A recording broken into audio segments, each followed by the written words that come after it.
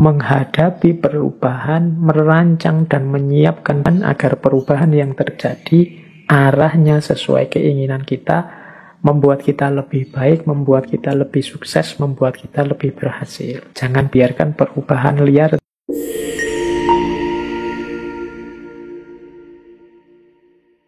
Kalau menurut William Walker Atkinson ada 7 hukum semesta, istilahnya kan kosmik. Jadi alam semesta ini ada 3 rumusan hukumnya. Yang pertama apa? Yang pertama ada the law of vibration. The law of vibration itu segala sesuatu itu bergetar, ada yang diam. Getaran-getaran dalam frekuensi yang sama akan menarik kegembiraan yang lain. Nah, fokuslah secara konsisten terhadap pikiran tertentu, maka akan menarik getaran yang sama. Jadi the law of vibration itu kita ini bergetar terus. Ini menjelaskan bergetar ini mungkin tidak mudah. Kita ini kan sebenarnya tidak diam. Coba teman-teman perhatikan pikiranmu, perasaanmu, intelijensimu, ini kan kerja terus. Dari luar kelihatan diam, tapi di dalammu itu kan rame terus. Nah, itu mungkin mudahnya ya, jenis getaran. Engkau sedang berada di frekuensi mana? Mungkin engkau sedang marah, mungkin engkau sedang senang, mungkin engkau sedang gelisah, mungkin hari ini engkau sedang bingung karena vaksin, mungkin hari ini engkau sedang gelisah karena sekelilingmu sedang pembatasan ketat karena pandemi. Mungkin ini kan sebenarnya dirimu itu sedang bergetar. Nah, the law of vibration itu vibrasi yang sama akan saling menarik atau akan menggetarkan energi atau menggetarkan vibrasi yang dekat dengan dirinya. Jadi kalau kita gembira, sekeliling kita akan hawanya gembira. Dan orang-orang yang di dekat kita akan terpengaruh oleh kegembiraan itu. Itu the law of vibration, mudahnya begitu. Jadi getaran kita itu mempengaruhi sekelilingnya. Apa yang ada dalam diri kita, kalau kita gelisah atau murung, ini menggetarkan sekelilingmu dengan kegelisahan dan kemurungan. Ini namanya the law of vibration. Makanya kadang teman-teman kan bisa merasakan kalau misalnya punya teman akrab gitu, temanmu sedang sedih, terus dekat denganmu, dia pura-pura banyak ketawa, pura-pura ceria, tapi getarannya bisa engkau tangkap. Itu the law of vibration. Jadi getaran yang ada dalam diri kita itu akan menarik frekuensi yang sama dari yang ada di sekeliling kita. Kalau teman-teman dekat dengan teman yang sedang sedih, sedang gelisah, sedang susah, sekali dia tampak nangis, itu kan kita ikut terus hanyut dalam situasi kesedihannya, ikut dalam kemurungannya. Ini ilustrasi mudah. Kalau teman-teman dekat dengan teman yang sedang senangnya luar biasa, cerianya luar biasa karena tujuannya tercapai, gembira, itu kita dekat dia juga ikut gembira. Jadi getaran yang ada dalam diri orang lain bisa mempengaruhi getaran yang ada dalam diri kita. Demikian pula sebaliknya. Kegembiraan akan mendatangkan kegembiraan. Kesedihan juga akan mendatangkan kesedihan. Ini the law of vibration namanya. Menyikapi the law of vibration itu seperti apa? Ya menurut William Walker Atkinson adalah fokuslah pada yang baik-baik, yang indah-indah, yang nyaman di pikiranmu. Apa yang engkau inginkan, fokuskan ke situ pikiranmu terus. Jadi getaran kesuksesan, getaran cita-cita keberhasilan, getaran cita-cita kebahagiaan itu biar menyebar kemana-mana dan menarik itu ke dalam dirimu. Yaitu, ayo mikir yang positif-positif saja. Ayo menginginkan yang baik-baik saja. Ayo mengharapkan yang nyaman-nyaman saja, ayo damai saja. Lalu itu nanti itulah yang akan hadir karena tertarik oleh getaran keinginan kita, getaran yang ada dalam diri kita. Itu namanya the law of vibration. Itu hukum yang pertama. Jadi carilah frekuensi yang bagus, getaran yang bagus dalam dirimu. Dan hidupkan itu biar mempengaruhi sekelilingmu. Yang pertama itu cosmic law. Yang kedua, the law of relativity. Dalam hidup ini berlaku hukum relativitas. Relativitas mungkin tidak persis sama seperti relativitasnya Einstein. Tapi relativitas di sini adalah mudahnya begini.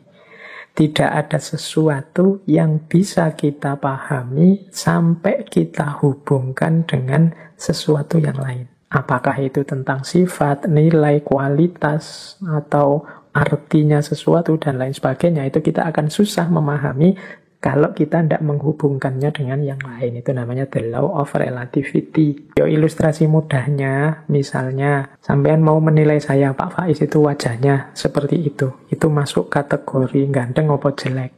Itu kan susah kamu jawab, mungkin sungkan barang, tidak berani ngomong. Tapi mudahnya itu, kalian ngerti saya cakep apa jelek, itu kan ketika dibandingkan, dihubungkan dengan yang lain. Mungkin dengan wajahnya orang lain. Kalau dihubungkan dengan yang lebih cakep, saya tidak ada apa-apanya. Tapi kalau kamu cari yang lebih drop, jauh lebih jelek, mungkin saya masuk kategori ganteng. Itu the law of relativity. Indonesia ini negara yang nyaman, maju, atau negara yang terbelakang, mundur. Itu jawabmu mesti susah, karena parameter bisa macam orang bikin. Mudahnya apa? Relate-kan dengan sesuatu yang lain. Jadi jawabannya mestinya, kalau dihubungkan dengan negara ini kita masih terbelakang. Tapi kalau kita sambungkan dengan negara ini masih lumayan. Kita masih tergolong lebih maju. Itu namanya the law of relativity. Jadi ini hukum alam yang kedua. Nah, maksudnya apa William Walker ini menunjukkan the law of relativity?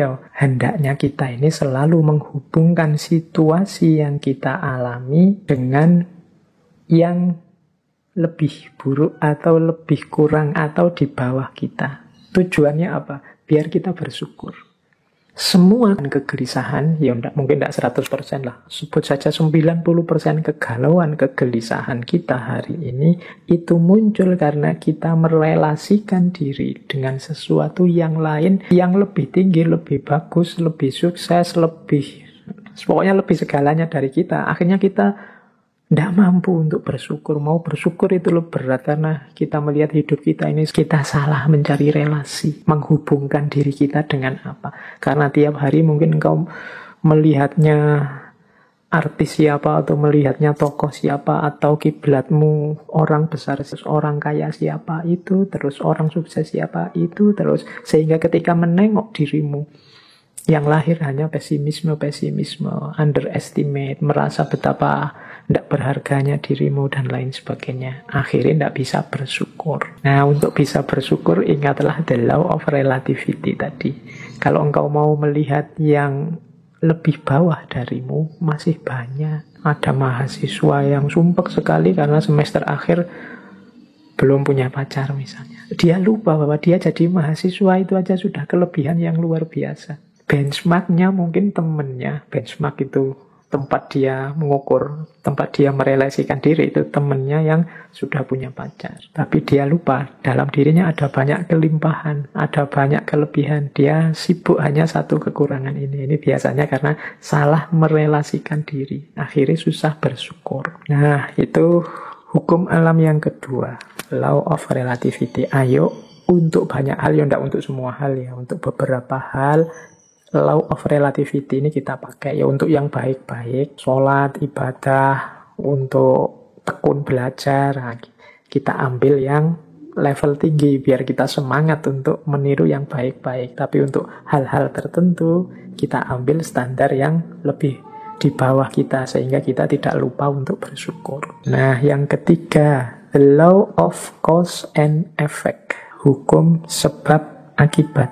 Kalau ini saya tidak perlu menjelaskan ya, kalau dalam Islam ada famay ya'mal misqala dzarratin khairan yarah wa may ya'mal misqala dzarratin syarran yarah. Ada reaksi, ada sebab, ada akibat. Maka menghadapi hukum yang semacam ini, marilah kita ciptakan dalam hidup ini sebab yang baik-baik saja. Sebab yang produktif, yang sukses, yang unggulan, sehingga kita mendapatkan akibat juga yang sukses, yang unggulan. Jadi karena ada sebab, ada akibat. Kalau ingin akibat yang bagus, ciptakanlah sebab yang bagus. Ini hukum alam juga. Tidak mungkin dari kemalasan lahir keberhasilan misalnya, makanya jangan malas. Tidak mungkin dari kejahatan, keburukan lahir kebaikan. Tidak mungkin dari proses yang merusak lahir perbaikan. Nah, ini cause and effect. Ini hukum alam yang ketiga. Ada sebab, ada akibat. Apapun yang kita panen hari ini, itu adalah benih yang kita tanam sebelumnya. Yang keempat, law of polarity ini, segala sesuatu dalam hidup ini ada pasangannya. Ada panas, ada dingin, ada terang, ada gelap. Ada atas bawah, ada baik buruk, ini pasangan. Pasangan ini sifatnya saling mengadakan. Saling mengadakan, ya kalau tidak ada buruk, yang baik juga tidak akan ada. Adanya yang baik karena ada yang buruk. Ini namanya saling mengadakan. Kalau semua orang sama, semua baik, semua, ya dia tidak disebut baik, ya standar saja. Dia disebut baik karena ada yang buruk. Disebut terang karena ada situasi gelap. Disebut atas karena ada bawahnya. Bawah saja tidak ada, atas saja tidak ada, bawahnya tidak mungkin. Jadi dia saling mengadakan, saling mendukung keberadaan. Oke, jadi situasi the law of polarity ini membuat kita nanti tidak mudah melihat satu sisi saja dari sesuatu, tapi harusnya kita melihat secara lebih lengkap. Jadi ada orang baik loh, terus kita puji, kita senangi total 100%. Dia dengan segala kebaikannya. Tiba-tiba dia melakukan sedikit atau satu keburukan. Runtuhlah kepercayaan kita yang darinya sangat cinta jadi sangat benci. Kita lupa bahwa lo yang namanya masih manusia, masih duniawi itu pasti berpasangan. Ada baiknya, ada buruknya. Ya mungkin kadar dan ukurannya berbeda, tapi pasti ada pasangan ini. Kita sering tidak siap menerima situasi yang kebalikan dari kenikmatan, kenyamanan yang kita rasakan hari ini. Padahal itu ya berpasangan. Ada tidak enak di kenikmatan, di sisi sana ada ketidaknikmatan. Itu selalu ada. Minggu depan insya Allah kita perdalam the law of polarity ini di falsafah hidup yin yang. Tapi the law of polarity ini juga salah satu dari 7 cosmic law. Salah satu hukum semesta. Baik, nanti kita lanjutkan kalau yang keempat ini ya. Yang kelima, the law of rhythm. The law of rhythm ini, hidup ini mengalami siklusnya masing-masing. Hidup ini ada perputarannya. Siang, malam, kelahiran, kematian, kemunculan, kepergian, dan lain sebagainya. Namanya rhythm, iramanya hidup. Nah, segalanya ada awalnya, ada akhirnya. Ini the law of rhythm. Beberapa kali saya ceritakan kan ada kisah sufi, seorang sufi yang punya jargon, ini pun akan berlalu. Mengalami apapun, apakah itu kesedihan, pada saatnya juga akan berlalu. Seberat apapun, seperti apapun. Termasuk pandemi ini. Dia ada awal kehadirannya, pasti nanti ada akhir kepergiannya. Itu the law of rhythm. Jadi kalau kita mengalami situasi apapun, sadarlah bahwa situasi ini akan berakhir. Yang sedang sedih, ingatlah kesedihanmu pada saatnya akan berganti kegembiraan. Yang sedang gembira, wong namanya kita hidup, pada saatnya juga akan ada masalah dan kegembiraan akan bertemu dengan kesedihan. Itu namanya the law of rhythm. Hidup ini ada siklusnya. Yang sedang di bawah jangan putus asa, yang sedang di atas jangan jumawa. Karena kita ini berputar. Ini namanya the law of rhythm. Untuk the law of rhythm ini, insya Allah nanti minggu terakhir kita bahas dari perspektif filsafat Jawa. Cokro Manggilingan. Baik, kita lanjutkan. Yang keenam, the law of gestation. The law of gestation itu bunyinya begini. Segala sesuatu perlu waktu untuk terjadi. Tidak ada yang ujug sempurna. Tidak ada yang ujug utuh. Segala sesuatu dalam hidup ini butuh proses. Perlu waktu. Jadi makanya kita kalau ingin sukses juga perlu kesabaran, menunggu momen, menunggu waktunya. Karena segala sesuatu ada waktunya. Ada waktu menanam, ada waktu memelihara, ada waktu memetik buahnya. Segalanya butuh proses. Tidak ada yang ujuk-ujuk setelah ditanam terus buahnya muncul. The law of gestation. Dan yang ketujuh, yang terakhir dari 7 cosmic law adalah the law of transmutation. Segala sesuatu berubah. Jadi segala sesuatu, karena hidup ini di dunia pastinya dinamis. Segalanya berubah. Ini banyak kalau kita belajar filsafatnya dulu, filsafat Yunani yang terkenal Heraklitus itu ya segalanya berubah. Kecuali perubahan itu sendiri. Yang tidak berubah hanya perubahan.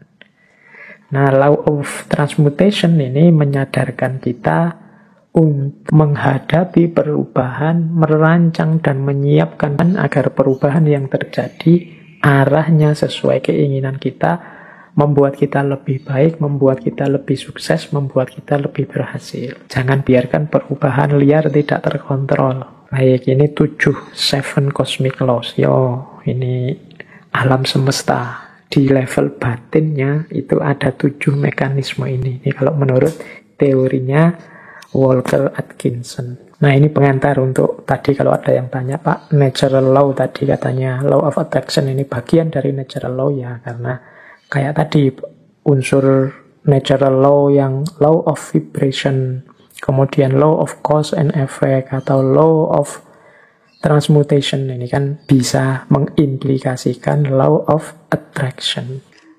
Kurang lebihnya mohon maaf. Wallahul muwaffiq. Wallahu a'lam bissawab. Wassalamualaikum warahmatullahi wabarakatuh.